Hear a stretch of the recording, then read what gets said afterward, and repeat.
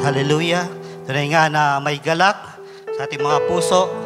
May kinalaman yan mamaya sa paksa na ating pag-aaralan ngayon, mga kapatid. At muli tayong yumuko, mga kapatid. Ating hilingin ng patnubay, paggabay ng ating Panginoon sa araw na ito. Hallelujah. Dakilang Diyos na makapangyarihan sa lahat. Tunay na ang kagalakan ay nasa aming mga puso. Kami na parito para sa isang gampanin na ito'y linayon mo sa aming mga buhay. Kaya naman, Panginoon, aming puso, aming kaisipan ay nakanda sa araw na ito upang makinig na inyong mga salita. Tunay nga na ang mga salita sa araw na ito ay iyong hinanda para sa amin.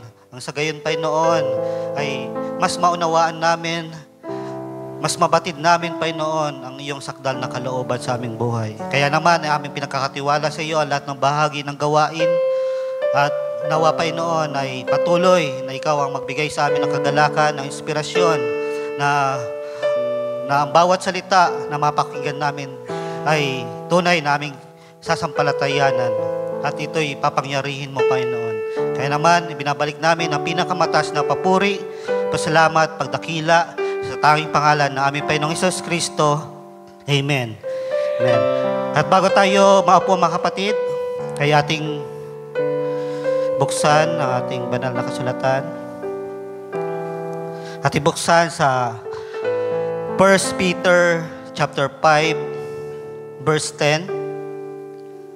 1 Peter chapter 5, verse 10. At ang Diyos ng buong biyaya na sa inyo'y tumawag sa kanyang walang hanggang kaluwalhatian kay Kristo, pagkatapos na kayo'y makapagbatang sandaling panahon, ay siya ring magpapasakdal, magpapatibay, at magpapalakas sa inyo. Ang Diyos ang magpala ng kanyang salita. Sabihin natin amen. At tayo makakapon na mga kapatid. Hallelujah. At isang pinagpalang umaga sa inyo mga kapatid. At pakihanda po ng PowerPoint presentation na ihanda sa araw na ito.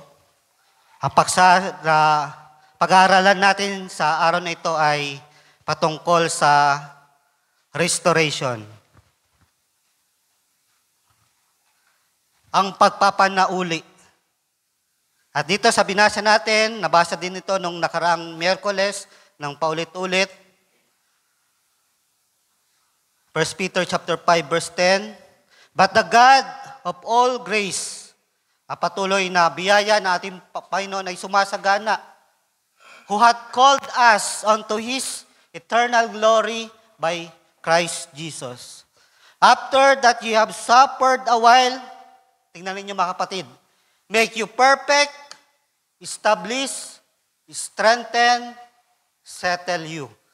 At napakaganda mga kapatid na sa biyaya na yan mga kapatid, tayo ay ginawang magpapasakdal, magpapatibay, establish, strengthen. Yung kalakasan niya na nagmumula sa kanya, kalakasan natin na nagmumula sa kanya at settle you. Kapag sinabing settle, mga kapatid, panatag na lahat. Nandyan yung kapayapaan, mga kapatid. Settle ka na. At napakainam niyan. Subalit, tunay na nandyan ang kaaway, mga kapatid. Nandyan ang kaaway para maggulo. Devil aim is to kill, to steal, and to destroy. Ang pumatay, ang magnakaw at mangwasak, mga kapatid. Subalit salamat sa ating Panginoon na tunay na we are in the latter age na mga kapatid. Nasa huling kapanahon na tayo. It is the time of restoration. It's the time to restore everything the devil has stolen from us, mga kapatid.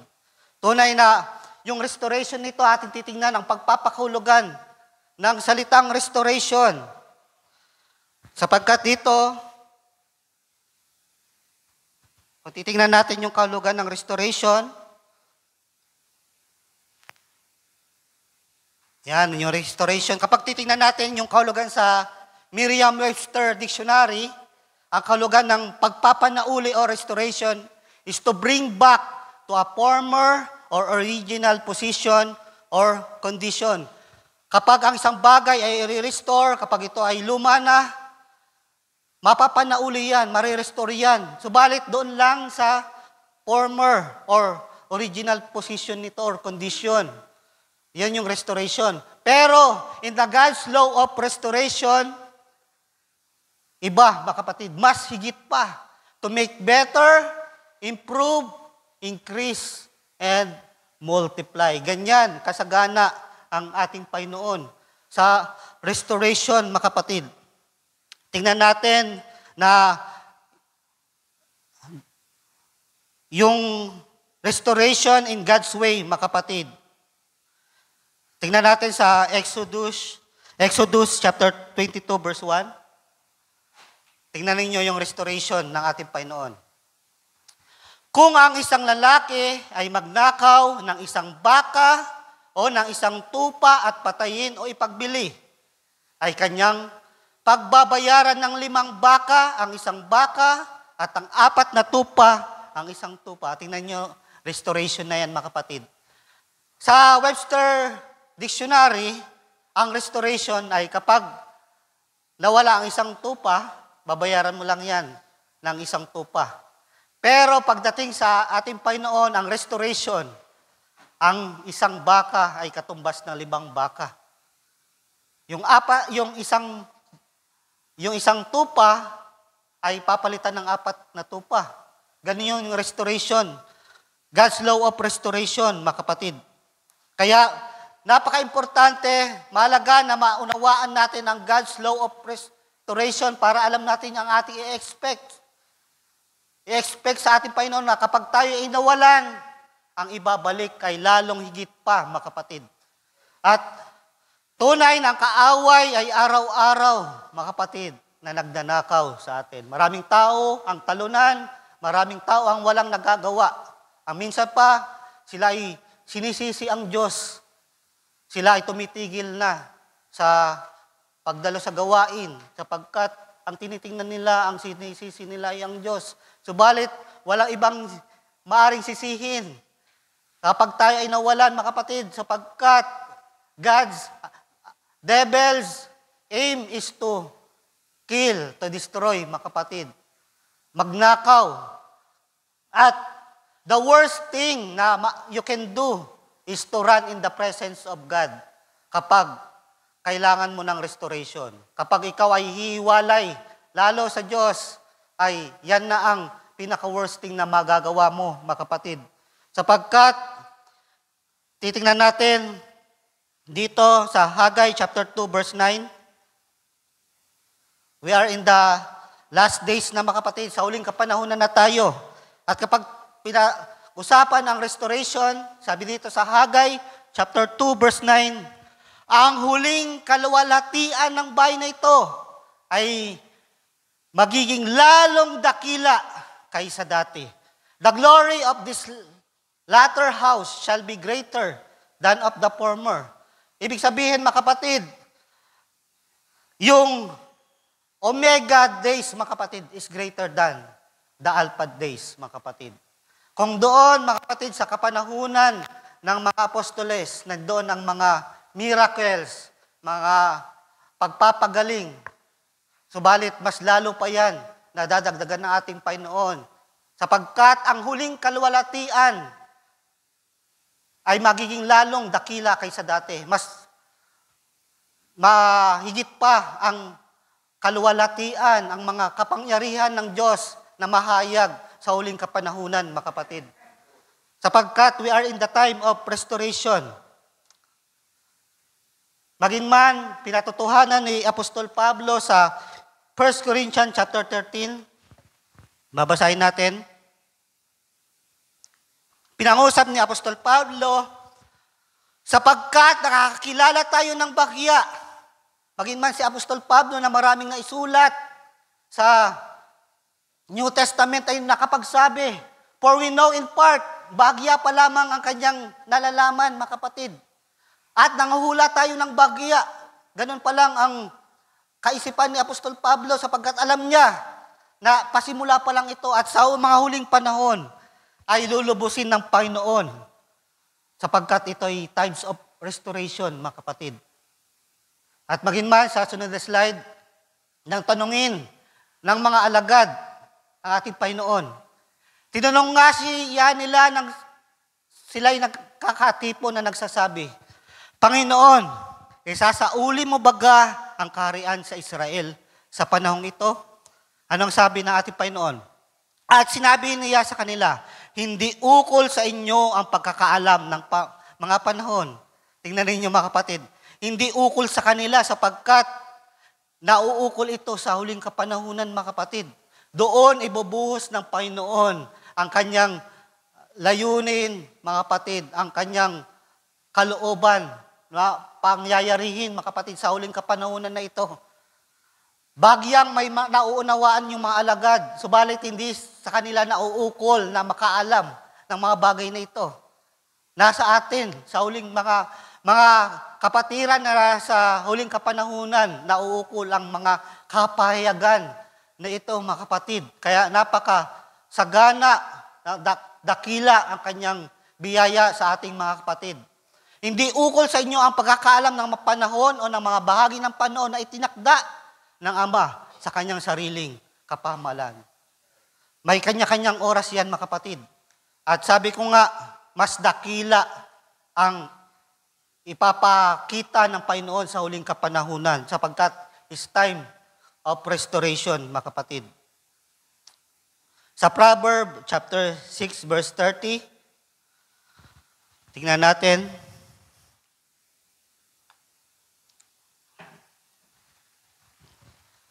Sapagkat doon sa kapalit ng isang baka sa 5 baka, isang tupa sa 4 na tupa ay mas may higit pa pala doon mga kapatid. Pinag-usapan ng restoration. Proverbs chapter 6 verse 30, hindi hinahamak ng mga tao ang magnanakaw kung siya'y nagnanakaw upang busugin siya pagka siya'y gutom. Ngunit kung siya'y masumpungan, isasauli niyang makapito. Kung dati ay 5-fold, 4-fold lamang yung ibabalik, ito, 7-fold na mga kapatid. Ganyan ang restoration ng Panginoon. Kung hindi man, bakayanan yung 7 beses na ibabalik, ibibigay niya ang lahat ng laman ng kanyang bahay. At alam natin kung sino ang nangunguna, pasimuno sa pagnanakaw, mga kapatid. Yun yung kaaway. Kaya kung may kapahayagan ka about sa God's law of restoration, mga kapatid, maaari mong warningan ang kaaway. Nawala man sa akin yung mga bagay nito, alam ko na higit pa ang maibabalik ng Panginoon sa atin, mga kapatid. Kaya nga, mga kapatid, nawa kung ang pagbibigay sa gawain, mga kapatid, yung mga pledges, yung mga ambagan natin ay tinuturing yung kawalan, mga kapatid. Sapagkat hindi naman ito talaga kawalan. Kung ito ay tinuturing yung kawalan, mga kapatid, tingnan ninyo ang restoration na ibibigay na ating Panginoon. Babalikan niya ng mas higit pa, mga kapatid. Sapagkat alam ko, in my 2 years of being treasurer sa church na ito, mga kapatid, nalulungkot ako sapagkat minsan may mga kapatiran na nakakaligtaan ng pledges. Minsan sa mga ambagan, mga kapatid, ay nagkukulang. Buti sana, mga kapatid, kung talagang walang-wala. Balit, paano kung may pang-Shopee pa? Diba? Kung tinitingnan ng mga kapatid na kawalan ang pagbibigay, mga kapatid, tingnan yung restoration ng ating Panginoon. At wag isipin ng mga kapatiran na yung pinagpapagalan ninyo ay ibibigay lang sa gawain ay kawalan sa inyo, mga kapatid. Hindi ito kawalan. Subalit, kung itinuturing nyo itong kawalan, tingnan ninyo yung restoration ng ating Panginoon. Mga kapatid, ibabalik yan ng ating Panginoon ng doble, triple. Sabi nga dito, 7-fold pa, mga kapatid. At dito,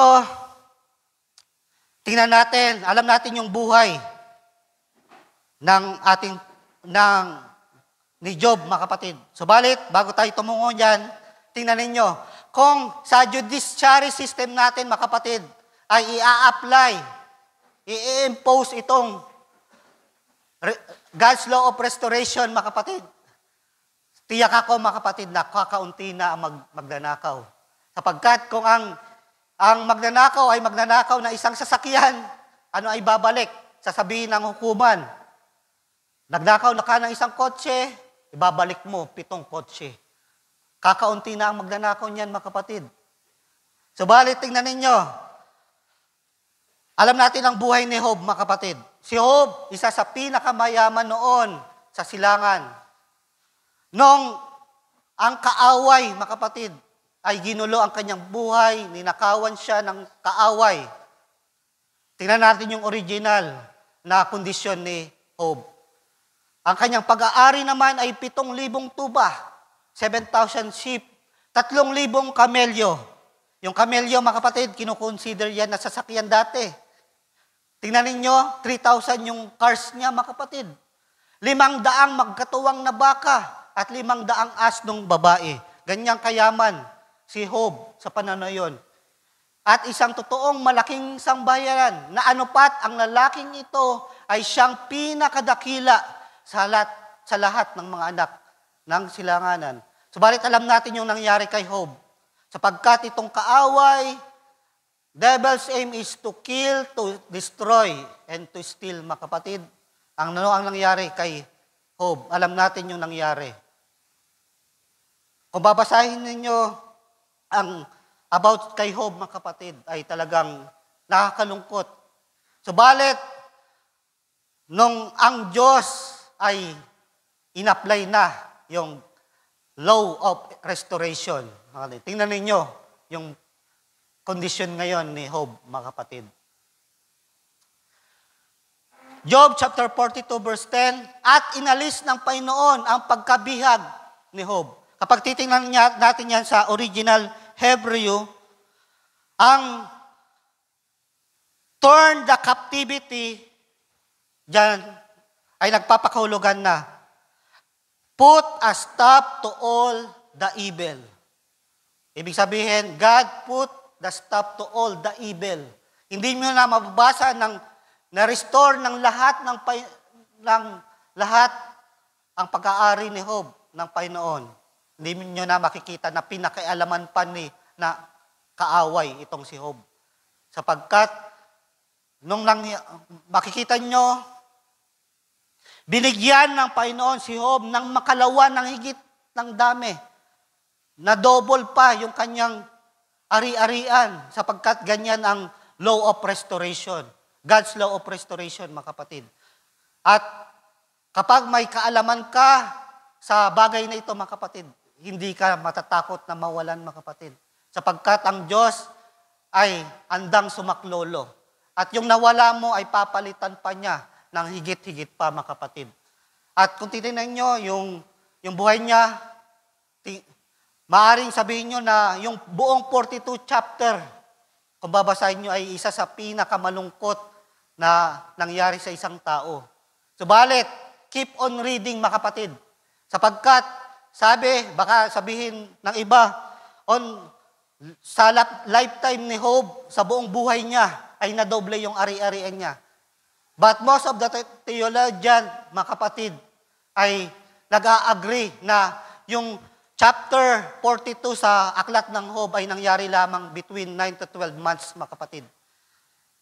Masasabi nyo na yung 9 to 12 months ay isa sa pinakamalungkot na pangyayari sa buhay ni Job. Subalit, keep on reading sapagkat sa huling bahagi, mga kapatid, yun na ang pinaka-best na nangyari kay Job. Sapagkat lahat ng nawala ay ibinalik ng Panginoon at dinoble pa, mga kapatid.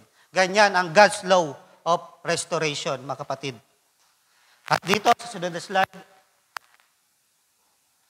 At sa gayoy, pinagpala ng Panginoon ang huling wakas ni Job, higit sa kanyang pasimula. Sabi ko nga sa inyo, mga kapatid, ang restoration ay higit sa huling kapanahunan kaysa sa pasimula.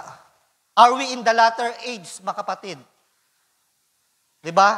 Kung nandito na tayo sa huling kapanahunan, dito na ibubuhos ng Panginoon ang pagpapala, mga kapatid. Alam nyo naman, yung humble beginning sa church na ito, mga kapatid.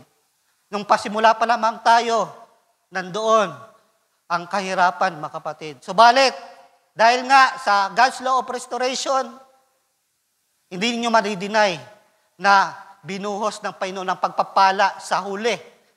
Dahil sa huling kapanahunan na tayo, nakikita ninyo, mga kapatid, ang pagpapala ng Panginoon. Hindi lamang sa material, maging sa kapahayagan, mga kapatid. At ganyan ang law of restoration.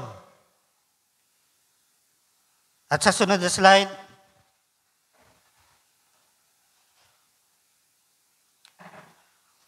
tingnan ninyo yung comparison between yung before and after ni Job, mga kapatid. 7,000 sheep become 14,000 sheep, mga kapatid. 3,000 camels, naging 6,000, 500 yoke of oxen. Pag sinabing yoke, mga kapatid, ay doble yan sapagkat ang isang yoke, katumbas yan ng 2 oxen, mga kapatid. Asper yan, kaya yung 500 yoke dito, 1,000 oxen yan. Kaya yung 1,000 yoke of oxen, 2,000 yoke yan of oxen. 500 sea asses, naging 1,000. Tingnan nyo, exactly doubled, mga kapatid. Ganyan ang restoration na ginagawa ng ating Panginoon.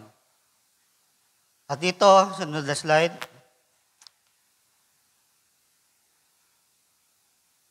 Alam natin, ang ating Panginoon ay talagang mapagbigay, mga kapatid.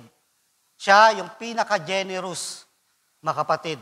Kapag siya ay nagpanauli, kung Webster Dictionary yung susundan, ay babalik lang yung dating original condition niya. Subalit, dahil ang Diyos ang nagbalik, mga kapatid, doble-doble yan.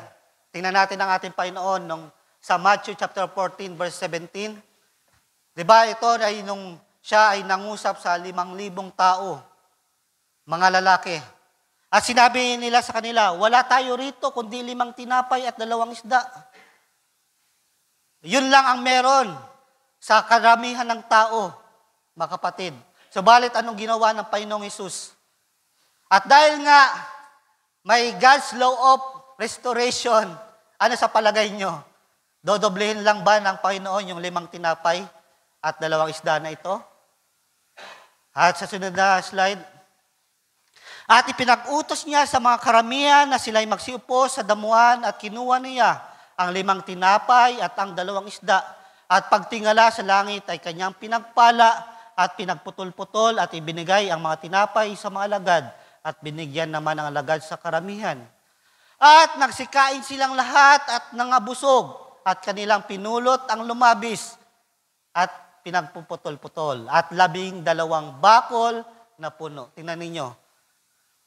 Sa 5,000 lalaki, bukod pa yung mga babae at mga bata, sa pamamagitan lamang ng 5 tinapay at 2 isda, dahil ang ating Panginoon ay mapagpala, mga kapatid, sumobra pa ng 12 basket.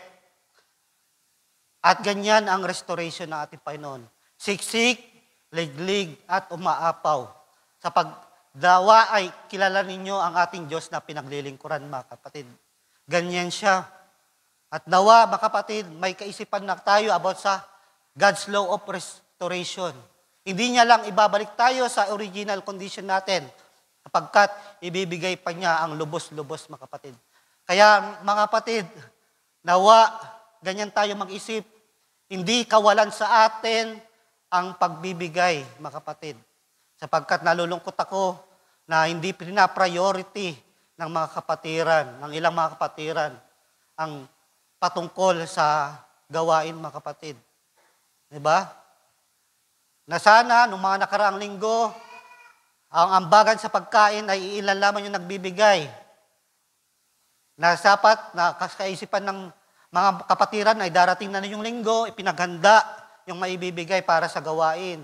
Subalit, ano siguro yung nasa isipan ng ibang mga kapatiran, mas alam pa nila, mas hinintay pa nila yung 11, 22, 33, 44. You know what I mean, mga kapatid? Yung mga nagsya-shopee dyan. Nawa, i-priority natin ang gawain, mga kapatid. Buti sana kung wala talaga, subalit kung may pang-shopee pa, ay ibang usapan na yan. Ibig sabihin, hindi mo pina-priority, hindi mo pinapahalagan ang gawain, mga kapatid. At dito, sa susunod na slide, ganyan ang ating Panginoon. Now, unto Him that is able. Ngayon, sa makapangyarihang gumagawa ng lubhang sagana, ng higit sa lahat ng ating inihingi o iniisip. Sa kaisipan ng tao, from Webster Dictionary, ang restoration ay patungkol lamang sa pag-restore ng kung ano sa iyo nawala. Subalit sa kaisipan ng Diyos, now unto Him that able to do exceeding abundantly above all that we ask or think. Higit pa sa ating mga kaisipan ang ibibigay ng ating Panginoon, mga kapatid. Ganyan ka-generous ang ating Panginoon. According to the power that worketh in us. Ganyan ang God's law of restoration, mga kapatid. At dito sa sunod na slide,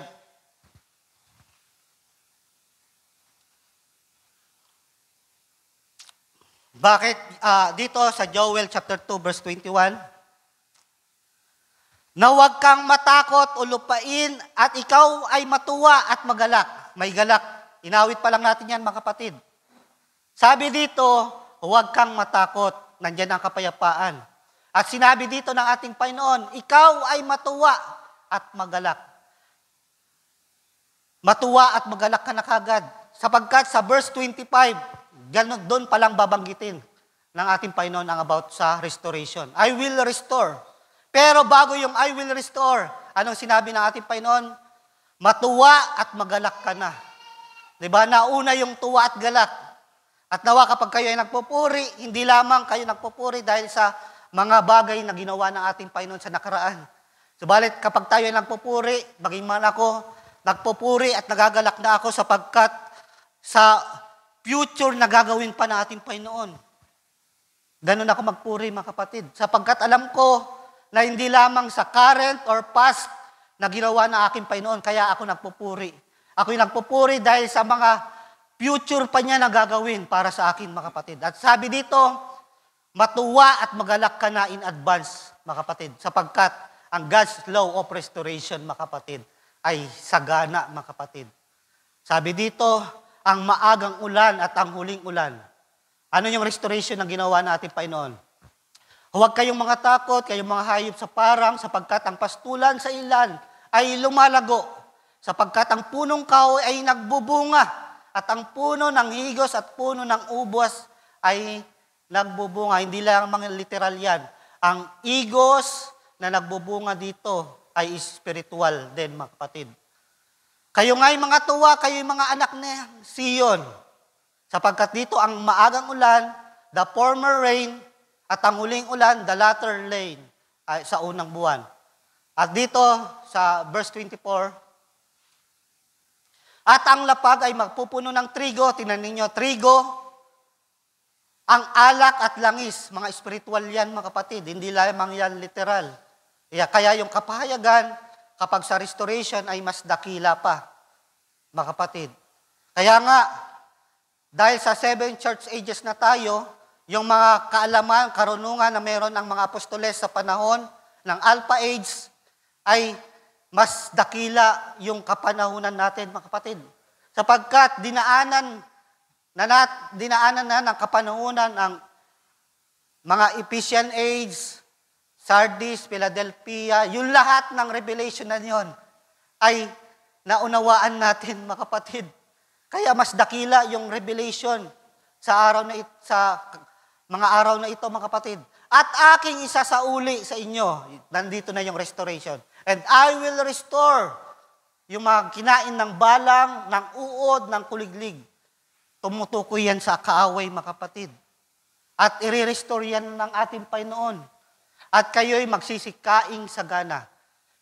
Sinabi sa simula, magre-restore, ay bago yung restoration, ay maggalak na tayo, mga kapatid. Rejoice.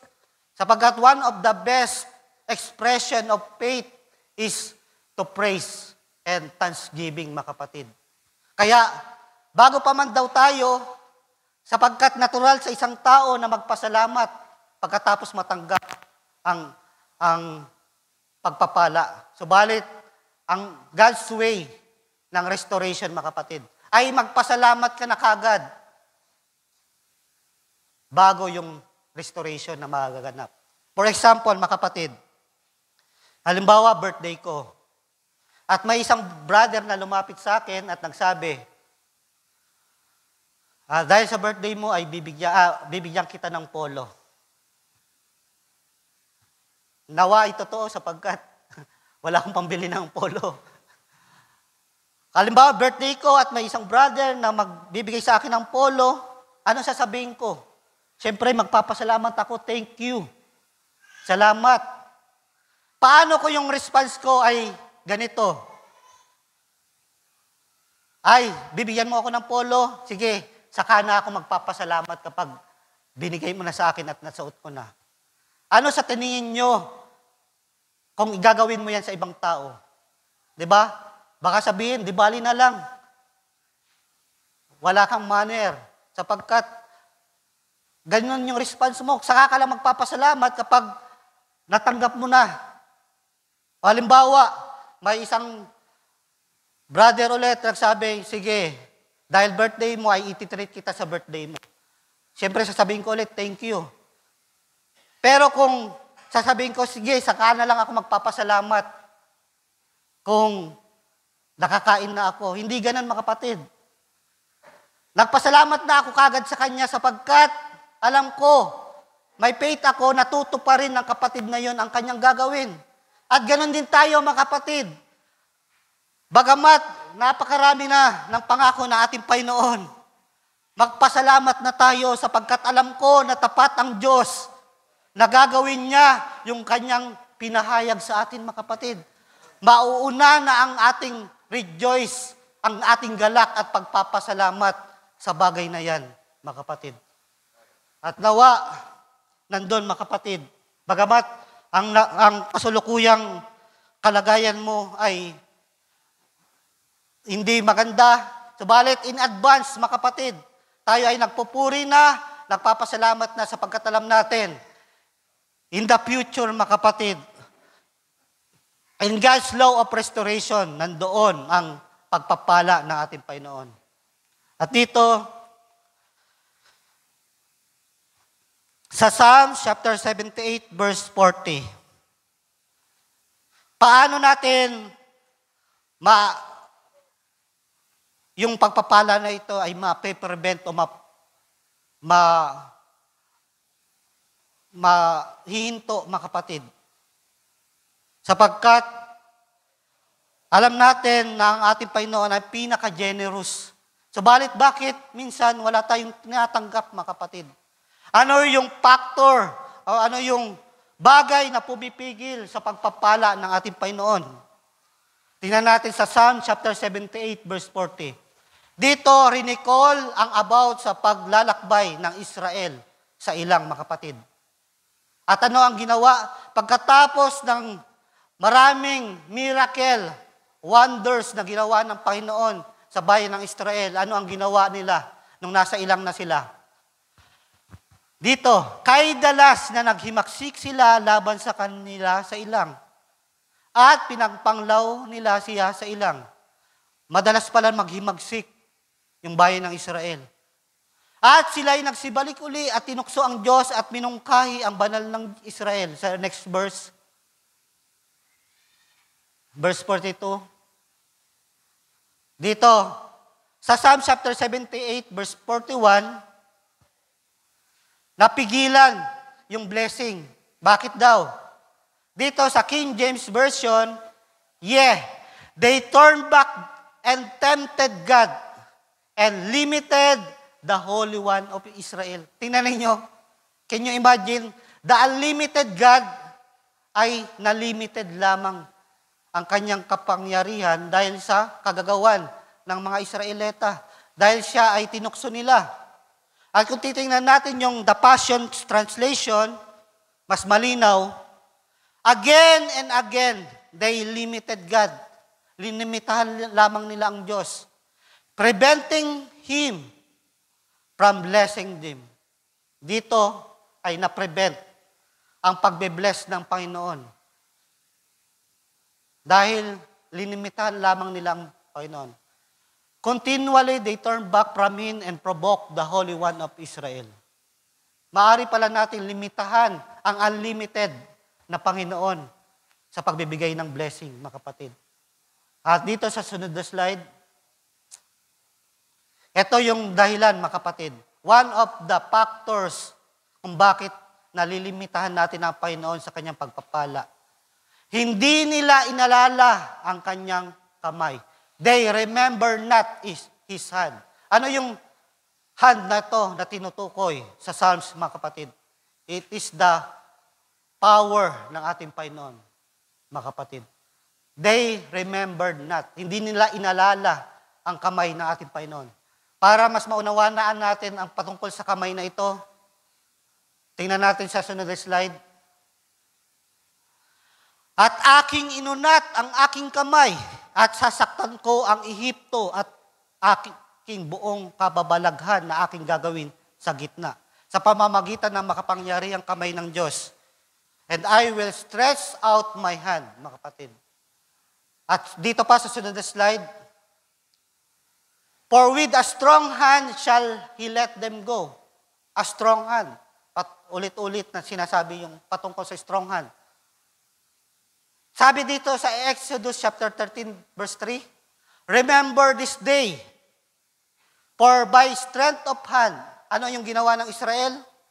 They remember not. Hindi nila inalala yung kamay ng Panginoon na gumawa sa kanila. Subalit sabi dito dapat sa Exodus, remember this day, yung kapangyarihan na kamay na ating Panginoon, mga kapatid. Yan ang ating alalahanin. Our God is omnipotent God, all-powerful God, na handang ibigay, mga kapatid, sa pamamagitan ng kanyang makapangyarihang kamay. Subalit, hindi inalala. Maging tayo, mga kapatid, marami na tayong mga krisis na pinagdaanan na ang ating Panginoon ang siyang nag-delivered sa atin para makaalis sa krisis na iyon. At minsan nakakalimutan natin yung kamay ng Panginoon na nag-ahon sa atin sa lusak na iyon. Subalit nawa, mga kapatid, remember this day. Alalahanan natin yung mga bagay na ginawa ng ating Panginoon sapagkat siya ang hindi nagbabagong Diyos. Kung siya na nagligtas sa atin nung nakaraan, siya din yung magliligtas sa atin sa kasalukuyan, mga kapatid. At maraming miracle na ang ginawa sa ating buhay. Ang pagdalo lang dito, mga kapatid, ay isang milagro na sa ating buhay, mga kapatid. Sapagkat binigyan tayo ng tuon, ng pagmamahal, ng pag-ibig natin, Panginoon, kaya tayo nandito, mga kapatid. At nawa, alalahanin natin na kung meron man tayong problema na kinakaharap sa ngayon, at kung tinulungan tayo ng Panginoon nung nakaraan, mga kapatid, alam natin na tutulungan niya tayo sa kasalukuyan. At dito, sa next slide, di ba? At kanilang kinalimutan. Kaya na-prevent yung restoration na magaganap ay kinalimutan nila ang gawa ng ating Panginoon. They forgot His works and His wonder that He had showed them. Sunod na slide.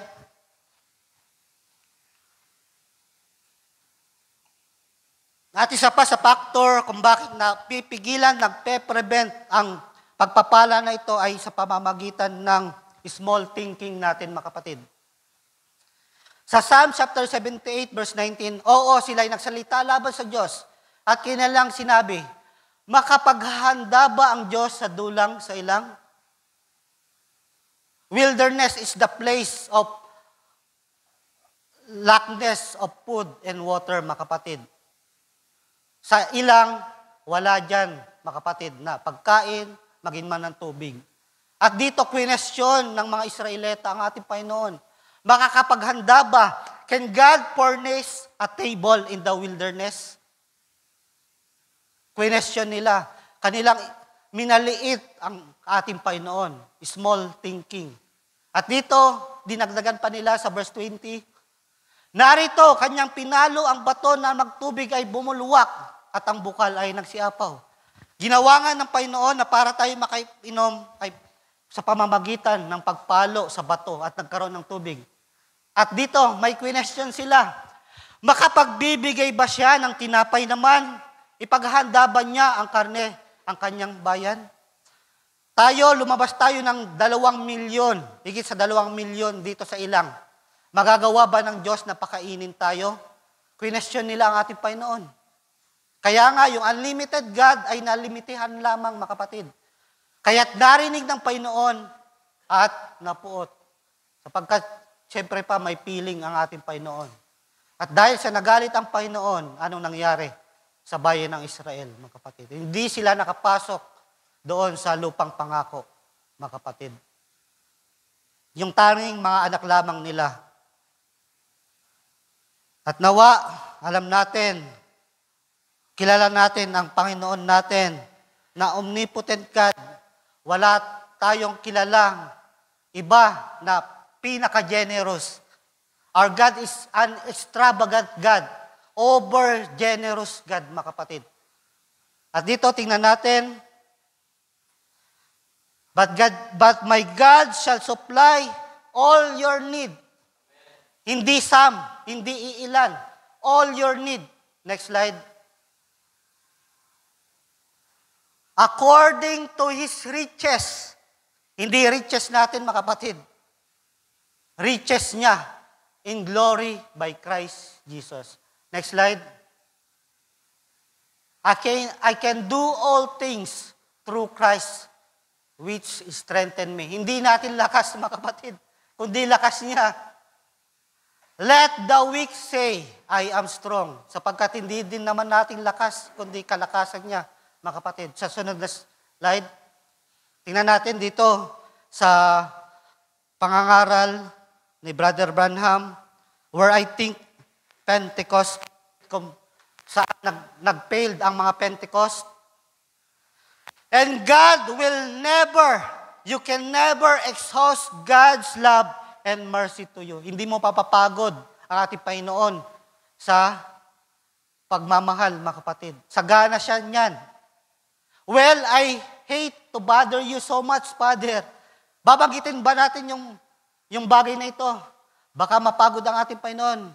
Nung 3 months, Panginoon, ay humingi na ako. Nung last 2 months, humingi na ako sa iyo, Panginoon.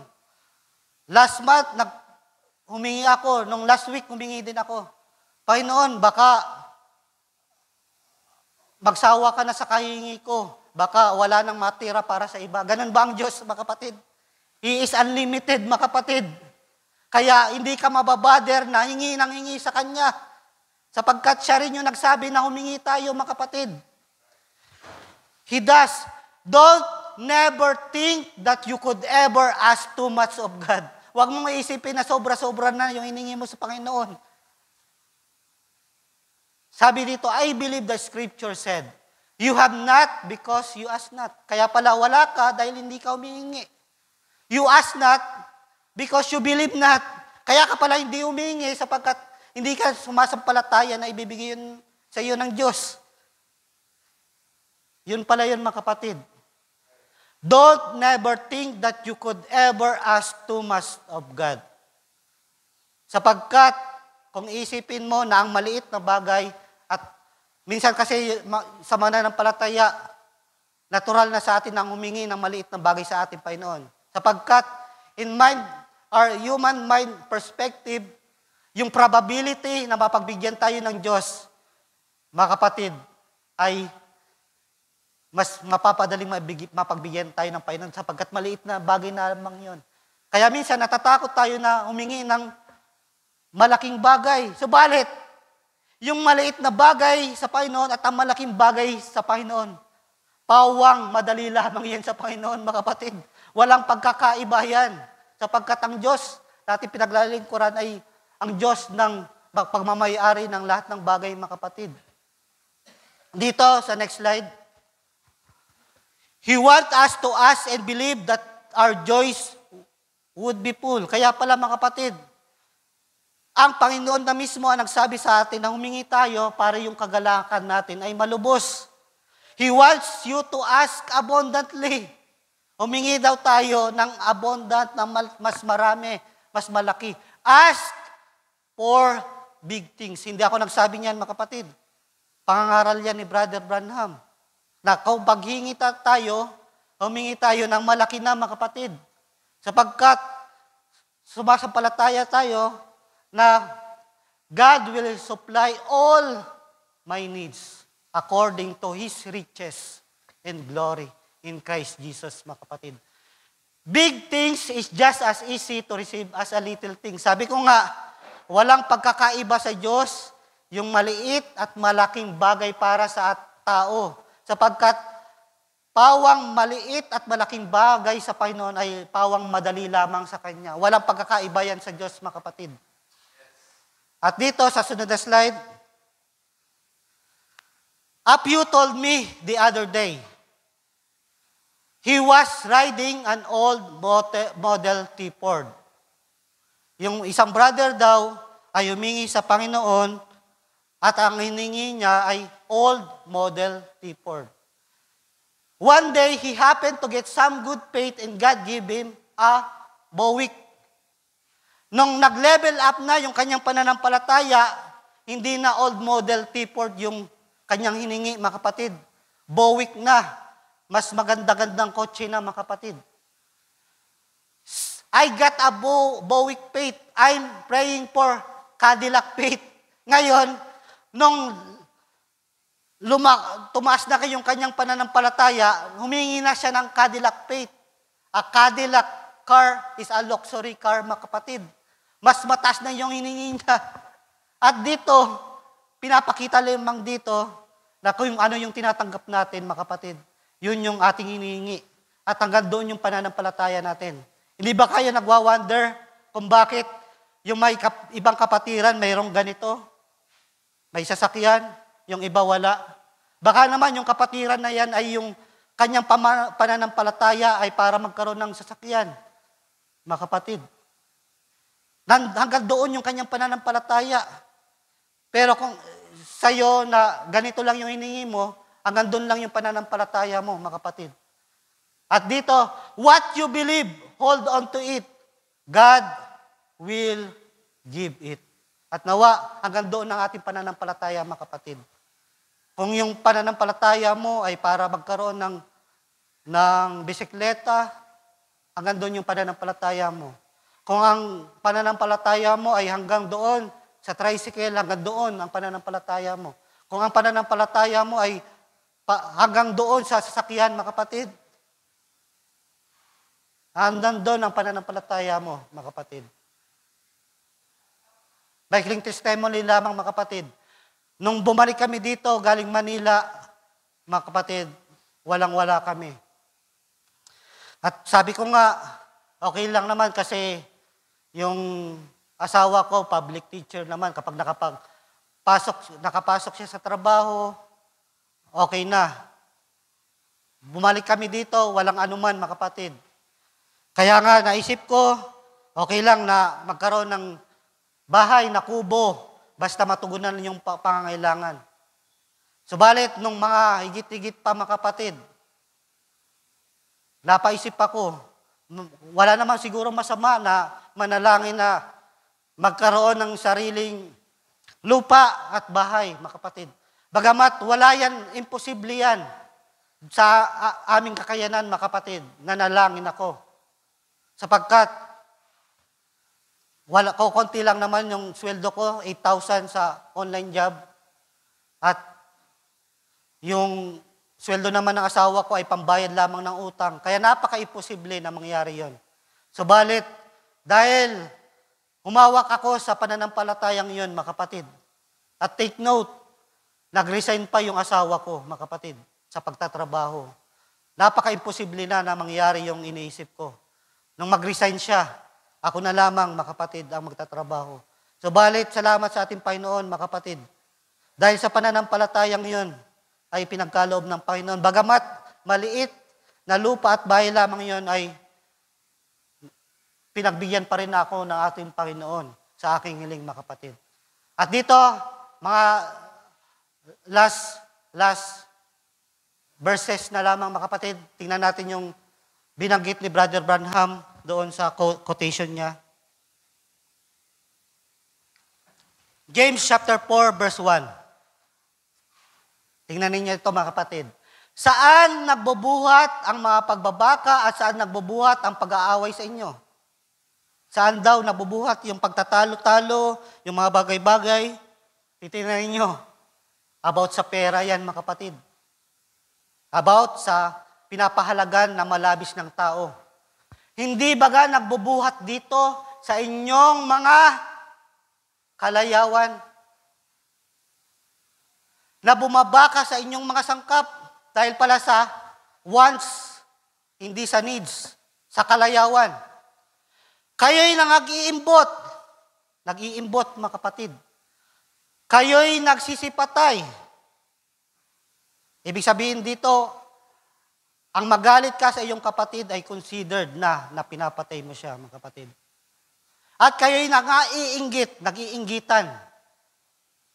At hindi maaring kaptan. Kayo'y pag-away at nakikipagbaka. Kayo'y wala sapagkat hindi kayo nagsisingi. Tingnan ninyo, mga kapatid. Kayo'y nagsihingi. Kung humingi man kayo, hindi kayo nagsisitanggap. Bakit? Sapagkat nagsisingi kayo ng masama upang gugulin sa inyong mga kalayawan. Shopee pa more, mga kapatid. 'Di ba? Na sana pagtuunan, paglaanan ang patungkol sa gawain, mga kapatid. 'Di ba? Dapat paghandaan man lamang ninyo. May concern lamang kayo, mga kapatid. Subalit dahil sa hindi nyo priority ang gawain, ano nangyayari, mga kapatid? Na kahit kaunting pinaghandaan mo lang, kahit 100 man lamang yan per week, mga kapatid. Nung nakaraan, na ambagan natin sa pagkain, 7 lamang yung talagang nagbibigay. Kaya nangyari, naging negative, 15,000 tayo nung nakaraan. At dito, nakita ko dito, nasasaktan ako, mga kapatid.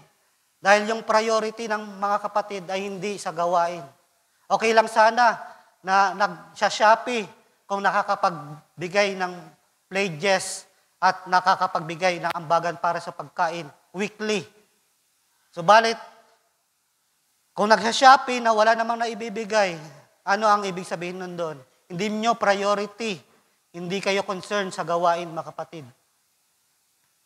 Kaya pala doon, binanggit na ni James, Apostol James, ang patungkol sa kalayawan, mga kapatid. At dito, last verses, nawa, mga kapatid, kailangan ko lang itong, bilang treasurer ninyo, kailangan ko lang itong sabihin. Nawa, maunawaan nyo, huwag kayong magalit sa akin, mga kapatid. John chapter 16, verse 22. At kayo nga sa ngayon ay may kalumbayan, ngunit muli ko kayong makikita at magagalak ang inyong puso at wala makapag-alis na inyo sa inyong kagalakan. Tingnan ninyo, mga kapatid. Ang mga apostol ay nagtanong sa ating Panginoon nang siya ay aakyat na sa langit. Subalit anong sabi ng ating Panginoon? Muli ko kayong makikita. At maginman, para sa atin, mga kapatid, yan yung hinihintay natin, ang pagpapakita ng ating Panginoon sa atin, mga kapatid. At sa araw na yon ay hindi kayo magtatanong sa akin ng anumang tanong. Katotohanan sinasabi ko sa inyo. Kung kayo'y hingi ng anuman sa Ama, ay ibibigay niya sa inyo sa aking pangalan. Yan ang dahilan kung bakit tayo kapag nananalangin, ang closing natin, mga kapatid, ang dalangin namin ito, ang hiling, ay sa pamamagitan ng aming Panginoong Hesukristo. Kayo'y humingi ng anuman sa Ama, ay ibibigay niya sa inyo sa aking pangalan. Hanggang ngayon, wala pa kayong hinihinging anuman sa pangalan ko. kayo'y magsingi at kayo'y tatanggap upang malubos ang inyong kagalakan. Tayo magsipay tayo mga kapatid. At nawa sa munting pag-aaral na ito, restoration. Sabi ko nga mga kapatid, I will ano ko ulit, mga kapatid, i-emphasize ko ulit mga kapatid. Restoration. Kung para sa inyo ay kawalan na, mga kapatid, ang pagbibigay, dahil baka sabihin nyo, nagpapagod ako at ibibigay ko lamang para sa gawain, nawa, walang ganun na kaisipan, mga kapatid.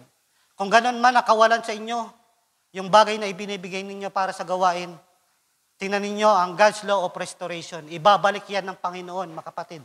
Siksik, liglig at umaapaw. Sabi doon, naging 4-fold, 5-fold, 7-fold, mga kapatid, ang ibinigay ng Panginoon. Tingnan niyo yung buhay ni Job, mga kapatid. At nawa, ang restoration ng ating Panginoon ay sa kaunting pag-aaral na ito, mga kapatid, ay mayroon kayong kapahayagan na natanggap patungkol dito, mga kapatid. Tayo sadlit na manalangin. Hallelujah. Aming Diyos, dakila ka. Salamat, Panginoon Diyos, sa munting pag-aaral na ito. Tunay nga po, Panginoon, na Ikaw ang mabiyayang Diyos, ang Diyos na mapagbigay, Panginoon. Ano mang bagay na nawala sa amin, Panginoon, ay babalik mo ito ng mas higit pa. At alam po namin, Panginoon, na mababagay na aming ginagawa, Panginoon, na pagpapagal ay nito mauwi sa anumang kawalan, Panginoon, sapagkat alam po namin na handa ka na magbigay ng isasauli mo yung lahat ng bagay, Panginoon. Nang higit pa sa naibigay namin, Panginoon. Kaya naman, Panginoon, dalangin namin ang bawat isa. Minsan nagkukulang kami, minsan dahil sa kawalan ng kapahayagan, Panginoon. Hindi ka namin inuuna, mas inuuna pa namin ang aming mga kalayawan, Panginoon. Nawa, Panginoon, turuan mo kami, patuloy na bigyan ng kapahalagan ang iyong gawain, Panginoon. Mahalin ang iyong gawain. At nawa, Panginoon Diyos, bigyan mo kami na ma-restore, Panginoon. Ma-restore ang lahat ng bagay na nawala, na inagaw ng kaaway sa amin. At alam po namin na ito'y ibabalik mo ng higit, lalong higit at higit pa, Panginoon. Ito'y aming dalangin, Panginoon, na patuloy na biyaya, hindi lamang natural, kundi mas malago pa na kapahayagan ang ibigay mo sa amin. Ay, ito'y aming hiling, ito'y aming dalangin. Binabalik sa iyo ang pinakamataas na papuri, pasasalamat, pagdakila sa tanging pangalan ng aming Panginoong Hesus Kristo. Amen.